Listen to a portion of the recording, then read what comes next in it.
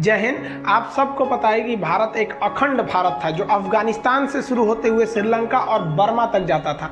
आखिर ये कैसे टूट गया और राज्यों का पुनर्गठन कैसे किया गया, अब अखंड भारत को समझते हैं। ये नक्शा देखिए, ये है हमारा अखंड भारत। इतना बड़ा भारत था लेकिन इसके टुकड़े होते गए क्योंकि हम आपस में लड़ते गए थे, इसीलिए टुकड़े हुए। सबसे पहले जो हुआ 1893 में डूरंड लाइन खींच दी गई। यहाँ पर इंडिया पाकिस्तान के बीच में अफगानिस्तान और पाकिस्तान तो उस समय भारत में ही था, यहाँ खींच दिया गया डूरंड लाइन। उस पार हो गया अफगानिस्तान, यानी अफगानिस्तान को अंग्रेजों ने साइड कर दिया क्योंकि वहाँ पहाड़ वगैरह ज़्यादा था, उतना उपयोगी नहीं था।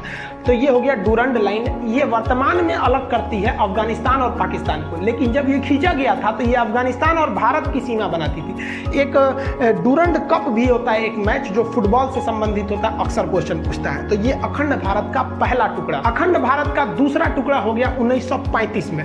1935 में यहाँ से म्यांमार जो उस समय उसका नाम था बर्मा था, ये अलग हो गया यहाँ से। और इस साइड से ये देखिए, ये पाकिस्तान अलग हो गया। अब पाकिस्तान का विभाजन इस आधार पर हुआ था कि जिधर मुस्लिमों की संख्या ज़्यादा है उसे पाकिस्तान बना दिया जाए। तो इधर भी मुस्लिम ज़्यादा थे तो ये हो गया पश्चिमी पाकिस्तान और ये हो गया पूर्वी पाकिस्तान, जो आगे जाकर बांग्लादेश हो गया। इस पर एक अलग वीडियो बना दिए हैं, बांग्लादेश कैसे अलग हुआ था। अब बच गया हिंदुस्तान, इतना बढ़िया। अब ये हो गया आपका सीरियल रेड क्लिप रेखा जो भारत पाकिस्तान को विभाजन करती है। और भारत बांग्लादेश के बीच जो है बॉर्डर, उसे हम लोग जीरो लाइन के नाम से जानते हैं। भारत को जब आज़ादी मिली तो भारत का निर्माण करना इतना आसान नहीं था और वल्लभ भाई पटेल को कोई ऐसे ही लौह पुरुष नहीं कहता है। ये भारत का नक्शा देखिए, यहाँ जो आप रेड कलर वाला एरिया देख रहे हैं, केवल वहीं पर अंग्रेज शासन करते थे, जबकि पीले वाले एरिया में भारतीय राजाओं का शासन था जो अंग्रेजों के चमचे बने हुए घूम रहे थे। तो अंग्रेजों के जो चमचे बने के घूम रहे थे तो उन्हें हम लोग देसी रियासत कहते थे। तो जब देश आज़ाद हुआ तो भारत में कई देसी रियासत थे। तो अंग्रेजों ने कहा कि देखिए भाई साहब, ये जो मेरा ब्रिटिश वाला एरिया है हम तो आपको दे ही देंगे, लेकिन उन्होंने इस पीले वाले क्षेत्र से कहा कि आप या तो पाकिस्तान में मिल जाइए या तो भारत में मिल जाइए। आपका मन तो आप स्वतंत्र राज्य भी बना सकते हैं, एक देश भी बना सकते हैं। तो पाकिस्तान में कुल 13 देसी रियासतों ने विलय कर लिया। इसकी बात छोड़िए, यहाँ पर भारत की बात करते हैं। भारत में जो प्रिंसली स्टेट थे, जो देसी रियासत थे, उनकी संख्या 552 थी। इन 552 राज्यों को मिलाकर एक फेडरेशन बनाना संभव नहीं था क्योंकि फेडरेशन बनाते तो फिर टूट जाते हैं।